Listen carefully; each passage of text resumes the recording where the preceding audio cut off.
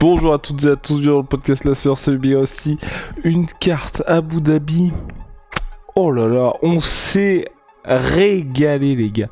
On s'est régalé et Mini Habib, a.k.a. Oumar Nurmagomedov, passe à 18-0 en carrière, bat son record personnel de takedown en combat et surtout signe la plus belle victoire de sa carrière, en tout cas en termes de prestige d'adversaire, puisqu'il bat le numéro 2 mondial en la personne de Cory Sandhagen et devrait faire un sacré bond dans les classements.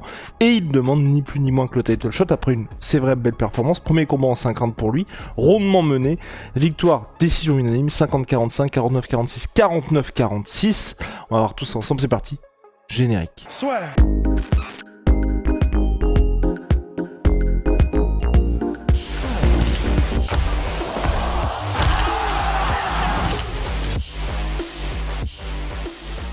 C'est tout le temps la même chose en fait. C'est tout le temps la même chose et c'est pour ça que ça nous saoule un peu. Moi j'en avais marre, tu vois, et je retiens presque plus le fait que quasiment à chaque fois Sandhagen se soit relevé.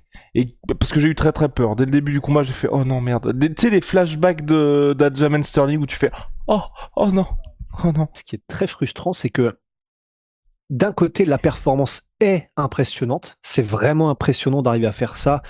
C'est le numéro 2 mondial, mais c'est surtout qui c'est. C'est Cory Sandhagen. Le gars, vraiment, est tellement complet, tellement technique, tellement rapide, tellement bon partout que battre un gars comme ça veut dire quelque chose.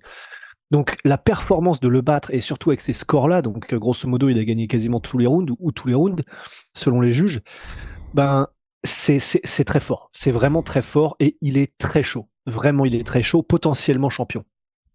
En tout cas, il a le potentiel, voilà, c'est sûr et certain. Maintenant, en fait, le problème que j'ai eu aussi, j'avoue, hein, c'est que c'est un peu l'effet Merab-Dvalishvili. C'est-à-dire que c'est extrêmement impressionnant, mais en fait, quand tu as vu un round, tu as vu tous les rounds, et il n'y a pas, et y a pas cette sensation que le mec est un destructeur qui va te finir. Donc, il va finir des combats. Hein, il est encore jeune, il a encore le temps de se développer suffisamment pour devenir vraiment létal et pour être de plus en plus à l'aise avec ses compétences, de plus en plus puissant, etc. De plus en plus opportuniste sur les ouvertures, c'est sûr. Mais là, tout de suite, en fait, c'est un style qui est magnifique à regarder, mais je vais pas me lever pour le regarder. Enfin, maintenant, je vais être obligé parce que de toute façon, il va combattre contre les champions ou alors ce sera que des combats de haut profil qui fera Oumar Nurmagomedov. Mais je kiffe voir ça parce que c'est vraiment de la science. C'est vraiment c'est magique en termes de tout, tu vois, il a un très bon coup d'œil, il est très rapide, il met des combinaisons, il arrive à créer vraiment, chez Cory Sandhagen, il a réussi à créer cette demi-seconde de retard avec toutes ces alertes de takedown, parsemées de réels takedown.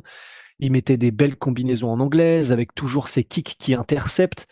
C'est un puzzle, en fait, c'est vraiment un puzzle. Donc c'est super du point de vue technique.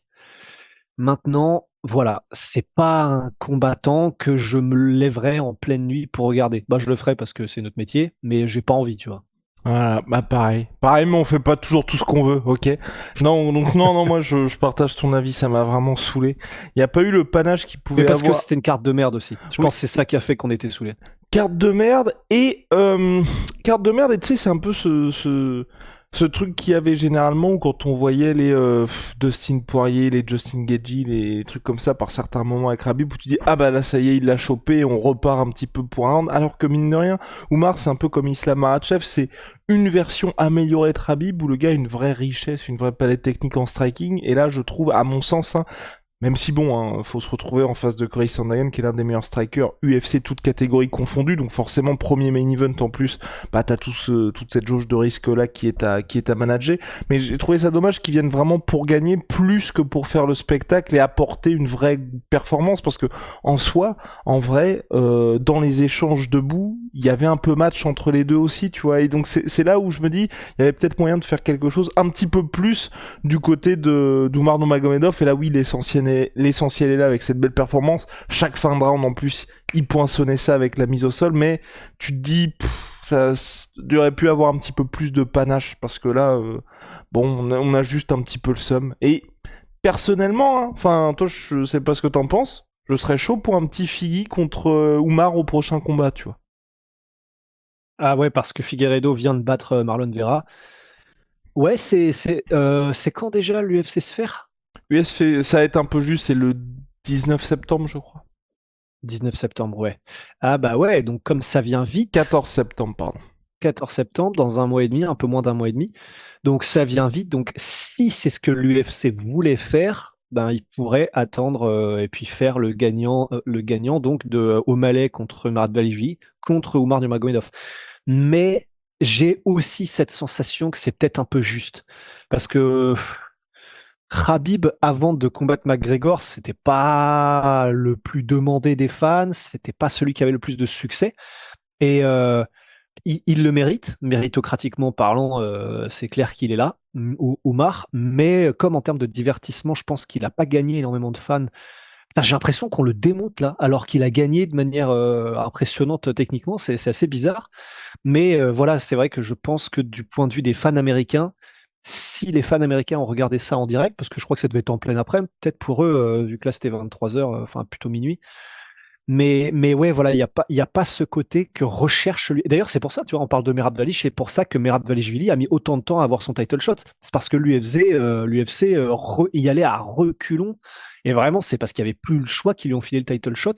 Et j'ai peut-être la sensation que même s'il est dans le camp de Khabib et même si tout Khabib qu'il y ait derrière, je sais pas effectivement si l'UFC sera très chaud de lui mettre direct. Tu peux avoir une petite histoire limite avec l'héritier, un peu comme si c'était passé pour Islam, mais en plus, c'est vrai que là, pour garnir un petit peu tous les highlights, ça va être un peu chaud, donc c'est pour ça que moi je pense qu'il va falloir qu'il enchaîne. Et puis bon, il était classé 10e ce soir, il affrontait le deuxième, donc t'as le temps aussi de le faire un peu patienter, puisque le gros bon au classement, il va le faire quoi qu'il arrive avec cette victoire-là, puisqu'il a passé pas mal de gars dans une catégorie en plus bantamweight où il y a beaucoup de monde. Donc c'est vrai que ça, pour moi, ce sera pas plus gênant que ça, oui, tu veux dire? Ah, j'avais rien dit Ah du non, tout. non, je croyais que Pardon. Putain, tu m'as fait une petite feinte à la Cory Sandhagen. Et donc voilà, donc en tout cas, bon, je vais dire belle victoire, non, victoire convaincante d'Oumar Nurmagomedov. J'espère. Belle victoire, quand Ah, même. ça m'a saoulé, mais vraiment ça m'a saoulé, hein. Ça m'a saoulé parce que, tu sais, t'avais ce côté, le combat, on rappelle qu'il avait déjà été annulé. Enfin, tu vois, j'aime bien quand il y a des trucs où comment? Tu vois, on savait que stylistiquement, ça allait être compliqué contre Cory Sandhagen. De toute façon, un mec comme ça, on sait que ça va être compliqué. Tu sais, c'est un peu comme quand Islam, il affronte les Bobby Green, il affronte les Dan Hooker. Tu sais ce qui va se passer avant même qu'il y ait eu le combat, et tu n'as pas ce truc en plus qui fait que le combat entre un peu dans la légende, ou en tout cas qu'il se passe ce petit Ah truc où bah tu c'est te sûr. dis, on va le Oui. regarder. Alors que Yann O'Malley, il se passe ce petit truc, tu vois, des choses un peu comme ça. Et c'est vrai que là, moi, c'est ce qui m'a vraiment manqué avec cette performance où voilà, ça aurait dû être quelque chose qui allait permettre à Oumar de cimenter un petit peu son statut. Et là, bon, j'ai juste envie de dire la logique stylistique a été respectée. Et puis, pareil, ça je savais pas, mais je pense que ça doit être complètement moi. Trevor Whitman, qui était head Je savais coach pas non plus. de. Ouais. Ouais, ok, ouais, j'ai l'impression que c'est nouveau ça. Bah, c'est nouveau. Après, ça m'étonne. La raison pour laquelle ça m'étonne à moitié, c'est parce que je crois qu'ils sont tous les deux dans le Dans le même état. Je crois Colorado, qu'ils ouais. sont tous les deux au Colorado. Donc c'est pour ça qu'ils ont dû se rapprocher relativement naturellement. Mais je savais pas non plus, effectivement. Bah, ça m'a fait plaisir de le voir là, Trevor. Et moi aussi, ça m'a fait plaisir. Donc voilà, c'était pour notre petite analyse des coaching staff. Et puis on va Bah, enchaîner. Ah oui, vas-y. bah oui, alors, si on parle de coaching staff, on peut citer aussi quand même. C'est vrai qu'il avait un coach 11 de légende, un coaching staff 11 de légende, Oumar. Il avait en l'occurrence Khabib Nurmagomedov, Oumar Nurmagomedov et Javier Mendez. Ousmane Et un Nurmagomedov. Ousmane, pardon, et Kadji Mourad quelque chose, je crois, mais Ouais. je le connais pas bien. Oui, mais Donc, que l'on voit assez régulièrement dans l'entourage. ouais. Et puis petit mot pour le co-main event avec la victoire de Chara Poudine, Chara Bullet. Bon, si ce n'est pas lui, je pense qu'il perd le combat. Il m'a pas du tout impressionné. Moi, ce qui m'énervait, mais vraiment m'énervait beaucoup, c'est que le mec ne se déplaçait pas du tout en plus contre Michel, et il a laissé des grosses opportunités. Et en plus, enfin, qu'il a payé parce qu'il a été plusieurs fois amené au sol. Donc voilà, pareil, ouais, le mec stagne. En plus, là, il lui file même des adversaires qui stylistiquement sont pour lui, et il te sort ce genre de performance, ça m'énerve un peu, moi. En fait, moi, ce qui commence à me faire peur un petit peu avec Charaboulette, c'est que il était en striking, il était quand même au-dessus de Michal. J'essaierai même pas de prononcer son nom de famille. Donc, il mettait plus à la touche. Mais en fait, je commence à flipper un petit peu aussi parce que, comme tu dis, clairement, ce gars-là, Michal Oziemchuk, il était mis là pour perdre et 2 se faire démolir. C'était un prédominant striker, c'est un mec qui était sur une carrière un peu en dents de scie à l'UFC. Vraiment, ça devait être une victime sacrificielle pour un Magomedov. Et il a galéré. En fait, enfin, il n'a pas été mis en danger, Shara Magomedov, mais moi-même, alors que je kiffe son style, hein, je kiffe son style tout en jambes avant, enfin voilà, vraiment, il a un style qui est unique.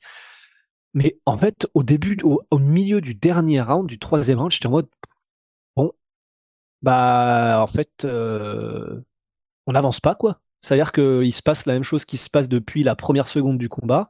On n'a pas l'impression que Michal est plus que ça réellement cassé physiquement parce que lui envoie Charapoudine. En tout cas, il continue d'avancer comme ça, tranquille.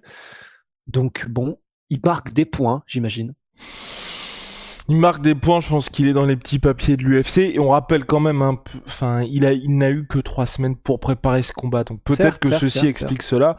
Et puis oui, vous allez être nombreux à nous demander ce qu'on pense de Tony Ferguson. On va ouvrir ce dossier dans un prochain podcast, le dossier Tony Ferguson, qui quand même détient désormais seul le record de défaites consécutives à l'UFC. Il est allé la chercher. Franchement, bravo à lui parce que ça, c'est quand même de la sacrée perf. Tony Ferguson qui n'a plus gagné depuis sa victoire contre Donald Cowboy Cerrone en 2019. Chapeau l'artiste. Mais ça nous fait vraiment mal, hein, parce que là, on troll un petit peu, mais c'est une vraie légende, Tony Ferguson. Et bref. Surtout qu'on va en parler, mais il laisse la porte ouverte à peut-être une 9e défaite. Les records sont faits pour être battus. Allez, ciao. My Sweet Pea. My Sweet Protein, Big Rusty, moins 30% minimum. Surtout My Sweet Pea avec le code la sueur. En plus, si vous regardez ce podcast, il est très certainement le dimanche 4 août. Et dimanche 4 août, ça tombe bien parce qu'il y a une offre spéciale chez My Sweet Pea. On me dit ça dans l'oreillette. Eh oui, monsieur. C'est qu'avec My Sweet Pea, il y a... moins 37%, on n'est pas à moins 30, on est à moins 37% avec le code la sueur. Puis si d'aventure, vous faites un gros trajet, comme ce que j'ai fait aujourd'hui, vous allez vous dire, je vais prendre du café ou autre chose, peut-être une boisson qui est peu recommandable. Non. Vous allez du côté d'Oli. Prenez votre petite dose, donc petit sachet individuel, évidemment. Moins polluant que les boissons habituelles. Oli Energy, vous allez avoir un pic, mais constant. Vous voyez, vous n'allez pas être dans le down. Et donc vous prenez votre petit Oli Energy, et puis avant, vous dites on va commander avec le code la sueur 5-5€. Et si vous avez déjà commandé, code la sueur 10-10%, code la sueur 10 comme je l'ai dit, boisson énergisante, thé glacé, boisson de réhydratation, c'est un.